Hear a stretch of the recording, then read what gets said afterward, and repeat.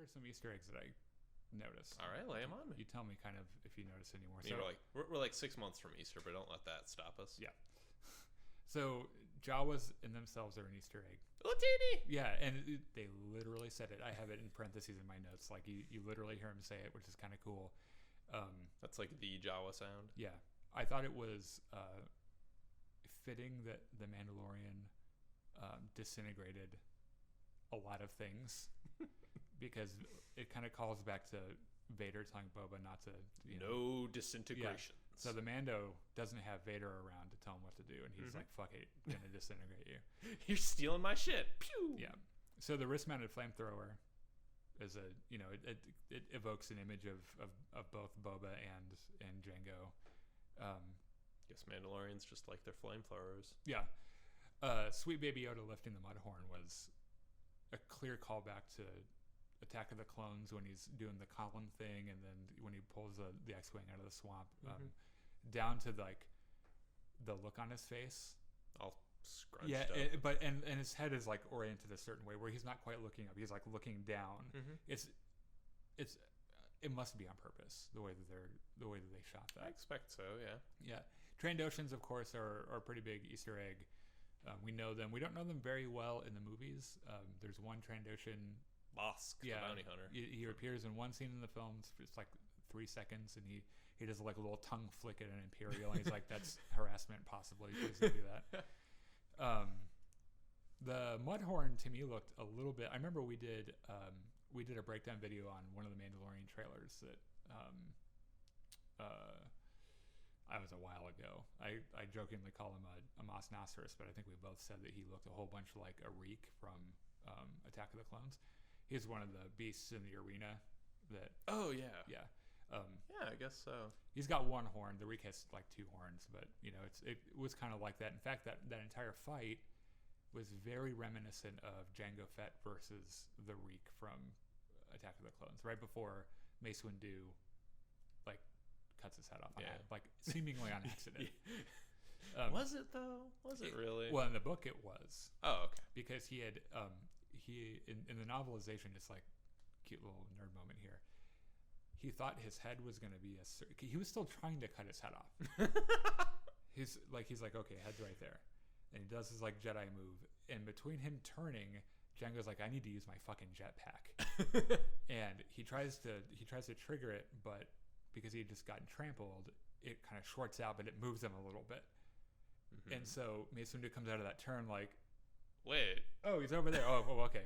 Well, your head's already gone. Yeah, it's like, still cut your head off, so whatever. I'll hold a pose. I meant to do that. Yeah.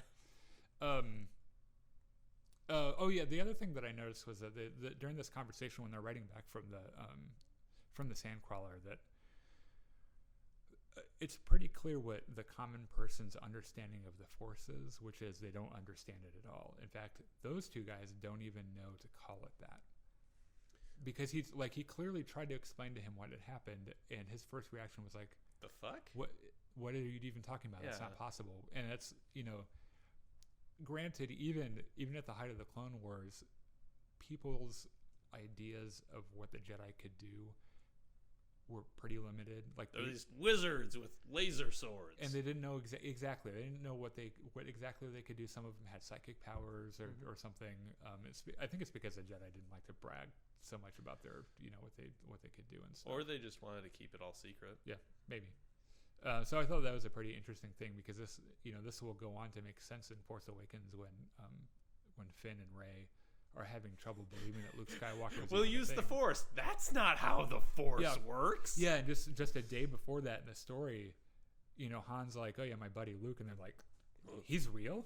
And he's like, "Oh yeah, the Jedi, everything. Like, I was where you were once, and here I am, a believer." Which, on the one hand, it is kind of hard for me to believe that in a galaxy that's that technologically developed that things can get forgotten or just never found out that well. I mean, look at how well secrets keep in our world, and we have like much less technology than they do.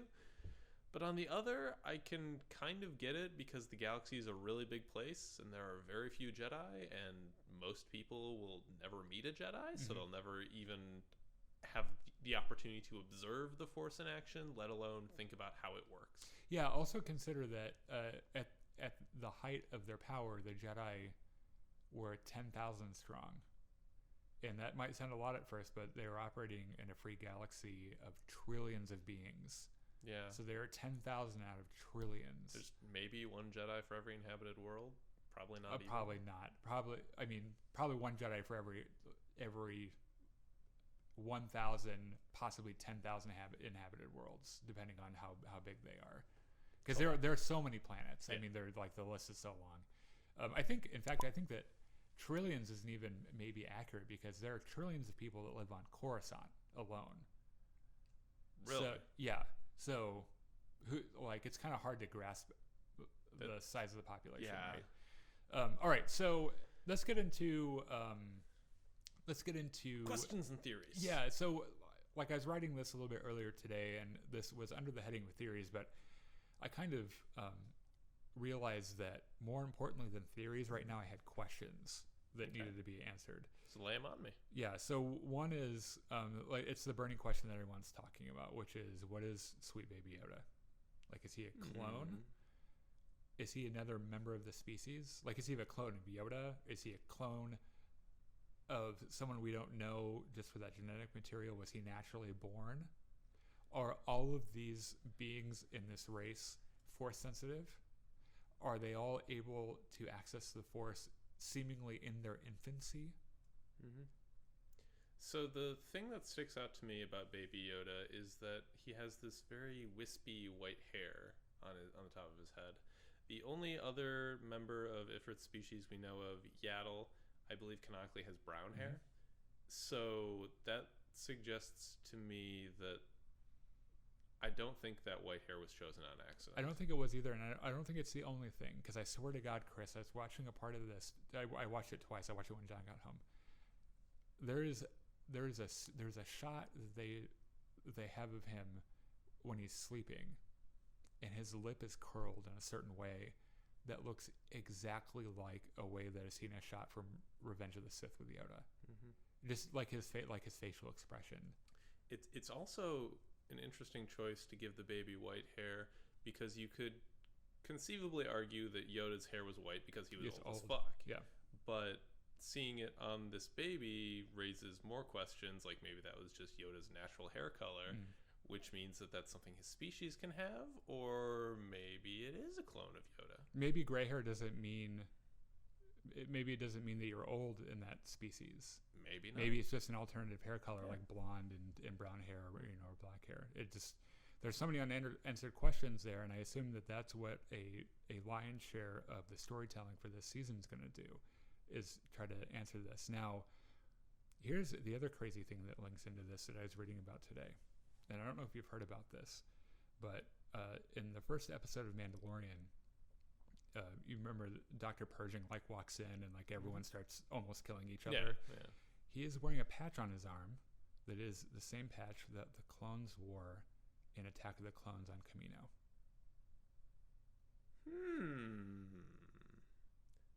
That the clones wore, not the Kaminoans. Right, the Kaminoans didn't wear patches. They were all very sleek. Okay.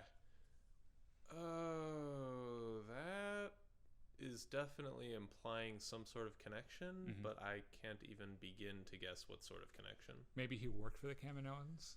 Maybe he's just a scientist that helped them, because they were the cloners. They were the guys that had the proprietary information. But it wouldn't surprise me to find that they maybe hired contractor scientists to help their research and stuff. Yeah, maybe maybe they don't fully comprehend human physiology as well as their own, so they're bringing in outside biologists and doctors to help them figure it out. Yeah, and here's a human doctor who wants to study on a Yoda clone. So yeah, that connection right there. Is he studying the baby because it is a clone? Is he trying to clone it to make more that he can do some other sort of experiment on? And how does this connect to Rise of Skywalker? Because here's the thing. Something in the Mandalorian is kind of monopolizing what everyone's talking about right now with Star Wars. This and Jedi Fallen Order, pretty much. they've got to put something in the show that connects a little bit right before that movie comes out next month. You think so? Yeah, I think they kind of. I would do it to make sure that people don't forget that there's a movie coming out. Because I shit you not, people right now are talking about the Mandalorian. They're not talking about so much of Rise of Skywalker that's about to come out. This Mandalorian is brand new. It's a feature film, feature Star Wars film next month.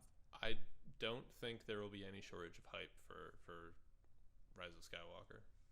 I think it'll have hype. I think it'll have the hype that it deserves. It's a weird marketing thing because you would think that Disney kind of learned their lesson already with hyper-saturating the market with Star Wars, but they've kind of done it again just in in a 1 week. I think they view this as building hype for the movie. Well, I think that kind of supports my argument too. Is that there would be something in it that would help build hype for the film. Okay, too. maybe. Yeah. So. Like maybe the episode right before this film premieres, like fucking a sleek, sexy 30-year-old Palpatine walks into the room or something, you know? Oh man, or something. I don't even know. So no IG-11 in this episode. Of course not. He was busted. He got shot in the head. That's the thing, though. Is I don't think you cast Taika Waititi in a role and not use him for every fucking one of your episodes because he's so amazing as an actor. But his character got shot in the head. Yeah. He's a droid. He has to get repaired. Yeah, well, yeah, he has right. Well, obviously, in that second in the episode, he was still on the floor when they left. Right. What I'm saying is that because like John asked me, so does this mean IG-11's dead? Because if he's not in the episode, people wonder if he's dead. You know. Yeah, I think he'll come back. I think he's coming back too. That's the point of me asking. The other thing is, so this is this guy's name. I still can't pronounce it. I don't know. It's the Ugnaught. Quill? Yeah. Okay. Quill? Yeah. I don't know. He refuses that job, but it's kind of like the same thing with Nick Nolte, where like Nick Nolte is a famous actor, really great actor. Like you can't have him just in 2 episodes of your show. They made a really big deal in the end of showing how friendly the two are. Yeah, I mean, there's a connection there. Like there's I a think friendship. At some point, either in this season or maybe the next season, Mando will be coming back to this planet and ask for help, or I bet it's sooner. something. I bet it's sooner than later. It's hard to tell. Maybe. Yeah. And we talked about Dr. Pershing already. That's Mando. Yeah. So let us know in the comments what your theories and speculations for the Mandalorian are. We're super excited to see it. It doesn't. I mean, we don't have to wait that long. Next episode is a week from today as we're recording this, so next Friday. Yep.